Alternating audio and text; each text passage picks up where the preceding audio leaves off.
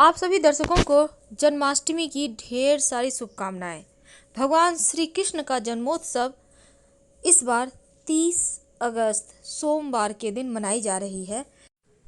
भगवान श्री हरि विष्णु ने कृष्ण जी के रूप में 8वां अवतार लिया था कंस के वध के लिए, और भगवान विष्णु ने कृष्ण अवतार जब लिया तो आकाशवाणी पहले ही हो गई थी कि जन्माष्टमी के दिन आधी रात 12 बजे कारागार के सभी ताले टूट गए। कारागार की सुरक्षा में खड़े सभी सैनिक गहरी नींद में सो गए। आकाश में घने बादल छा गए, तेज बारिश होने लगी और बिजली कड़कने लगी। लेकिन क्या आपको पता है श्री कृष्ण ने जन्माष्टमी के दिन रात्रि 12 बजे का ही समय क्यों चुना जन्म लेने के लिए? देखिए, जिस दिन भगवान श्री कृष्ण ने जन्म लिया उस दिन बुधवार था। उसके पीछे भी एक रहस्य है, आइए जानते हैं। देखिए, द्वापर युग में भगवान श्री कृष्ण ने रोहिणी नक्षत्र में जन्म लिया था और इसका मुख्य कारण था उनका चंद्रवंशी होना। धार्मिक मान्यता के अनुसार भगवान श्री कृष्ण चंद्रवंशी थे और उनके पूर्वज चंद्रदेव थे और वे बुध चंद्रमा के पुत्र हैं। इसी कारण भगवान श्री कृष्ण ने चंद्रवंश में जन्म लेने के लिए बुधवार का दिन चुना। ज्योतिष के अनुसार रोहिणी चंद्रमा की प्रिय पत्नी है और नक्षत्र है, जिस कारण श्री कृष्ण ने रोहिणी नक्षत्र में जन्म लिया। अष्टमी तिथि को जन्म लेने का भी एक कारण है, क्योंकि अष्टमी तिथि शक्ति का प्रतीक है और भगवान श्री कृष्ण शक्ति संपन्न स्वयंभू और परब्रह्म है, इसीलिए वो अष्टमी तिथि को जन्मे हैं।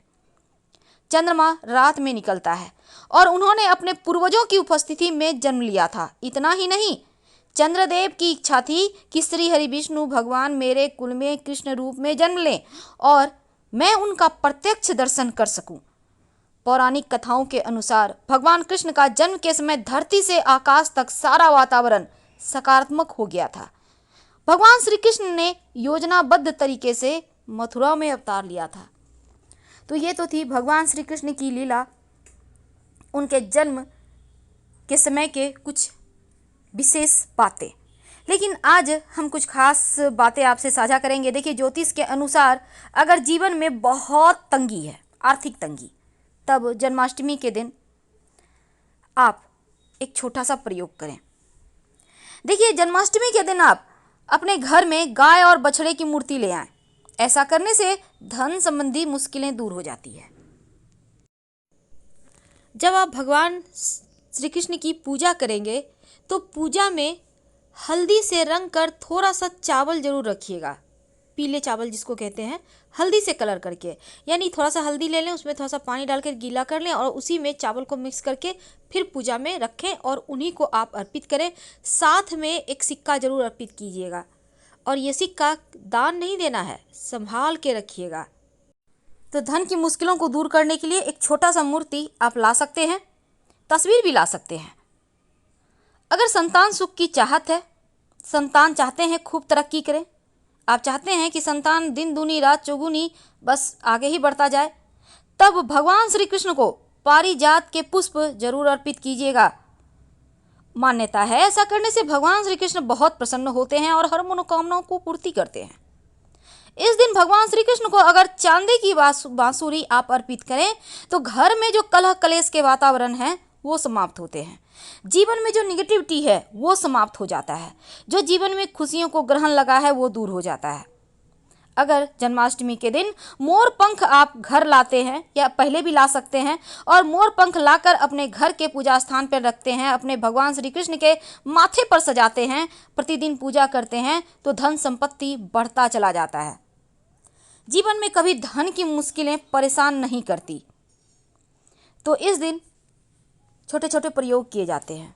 चलिए जानते हैं कुछ खास प्रयोग। सबसे पहली बात तो अपने घर के मुख्य दरवाजे पर आम के पत्तों का बंधनवार जरूर लगाइएगा। ये घर के सकारात्मक ऊर्जा को बढ़ाता है, जीवन में शुभता लाता है। आम के पत्ते और फूलों से मिलाकर भी आप बंधनवार बना सकते हैं।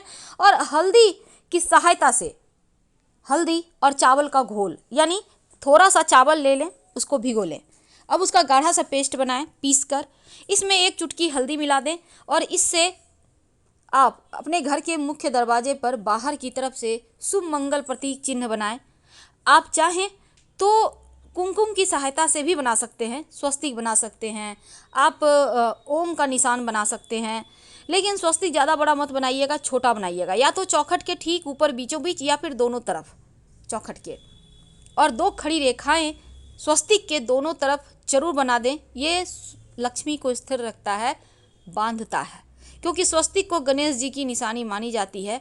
तो लक्ष्मी स्थिर रहने के लिए आप दोनों साइड बनाएं। थोड़ा सा फूलों की पंखुड़ी कोई पानी में थोड़ा सा रखकर कोई पात्र में घर के मुख्य दरवाजे से बाहर निकलने के समय दाहिने हाथ की साइड आप घर के अंदर ही रख दें। अगले दिन उठाकर पौधे में डाल दीजिएगा। इस दिन धन की मुश्किलों से बचने के लिए, कर्जों से बचने के लिए, बाहर निकलने के लिए छोटे छोटे चावल के प्रयोग किए जाते हैं।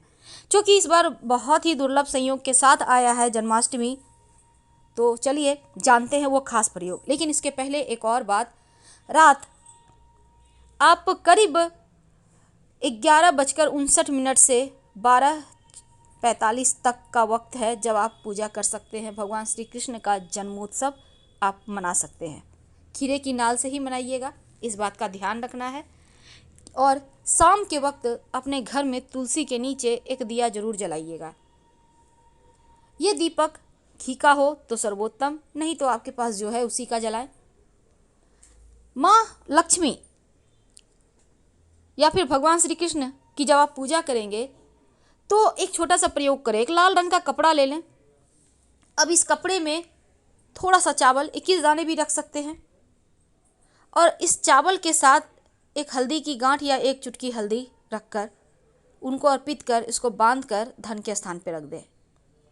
बरकत होगी। और चावल, चंद्रमा, गुरु, हल्दी, जब गुरु और चंद्रमा का मिलन होगा तो यहाँ पर राजयोग का निर्माण होगा।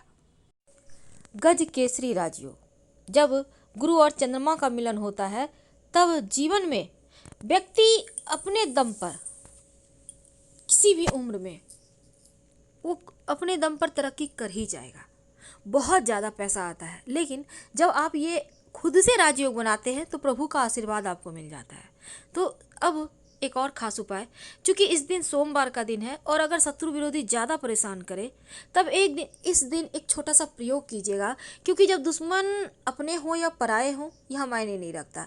यहाँ मायने ये रखता है कि जो कोई आपको परेशान कर रहा है, शारीरिक, मानसिक या आर्थिक, उनसे छुटकारा पाने के लिए एक छोटा सा प्रयोग करें। एक नींबू ले लें, थोड़ी सी काली उड़द देखिए चावल के 40 दाने और उड़द के 38 दाने ले लें। घर से बाहर निकलें, अब मिट्टी में थोड़ा सा गड्ढा कर लें, उसमें चावल डाल दें 40 दाने, काली उड़द के 38 दाने डाल दें, और जो नींबू है उसको काट के उसमें रस निचोड़ दें। दुश्मन का नाम लेते रहें और उस नींबू को जो आपके हाथ में उसको भी उसमें डाल दें और मिट्टी कवर कर दें। बिना पीछे मुड़े घर आ जाए, शत्रु शांत हो जाएंगे। अगर कर्ज की मुश्किल में फंसे हैं, क्योंकि सोमवार का दिन है तो इस दिन शिव जी की भी पूजा होगी। अगर कर्ज ज़्यादा परेशान करे तो एक छोटा सा काम कर लीजिएगा। आपके घर के आसपास कहीं अगर बरगद का पेड़ है, बट वृक्ष जिसको कहते हैं, तो आप वहीं पर ये प्रयोग करें। 1 लोटा जल में 1 चुटकी पिसा हुआ चावल, 1 चुटकी हल्दी डाल दें लोटा में, और लेकर बरगद के पेड़ के नीचे चले जाएं। देखिए बरगद के पेड़ के नीचे आपको बटकेश्वर महादेव का नाम लेकर जल अर्पित कर देना है।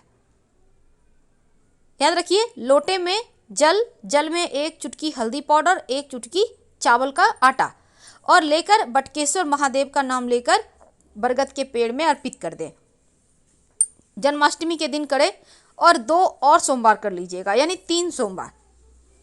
और तीसरे सोमवार के दिन बरगद का पेड़ का थोड़ा सा जड़ तोड़कर ले आइएगा, उसको धन के स्थान पर रख दें। आप चाहें तो इसको धारण कर सकते हैं, बाह में, कलाई में, गले में, कहीं भी, या आप अपने पर्स में रख लें छोटा सा टुकड़ा। देखिएगा धन आने लगेगा और कर्ज से आप बाहर निकल आएंगे। इसको लाल कपड़े में लपेट कर ही रखिएगा या लाल धागे के सहारे ही बांध कर आप इसको यूज कीजिएगा। जो जीवन की मुश्किलें हैं वो समाप्त होगी, धन आने के रास्ते खुलेंगे और कुछ ही दिनों में आप कर्ज से मुक्त हो जाएंगे। फिलहाल आपसे विदा लेना चाहेंगे। हर हर महादेव। धन्यवाद।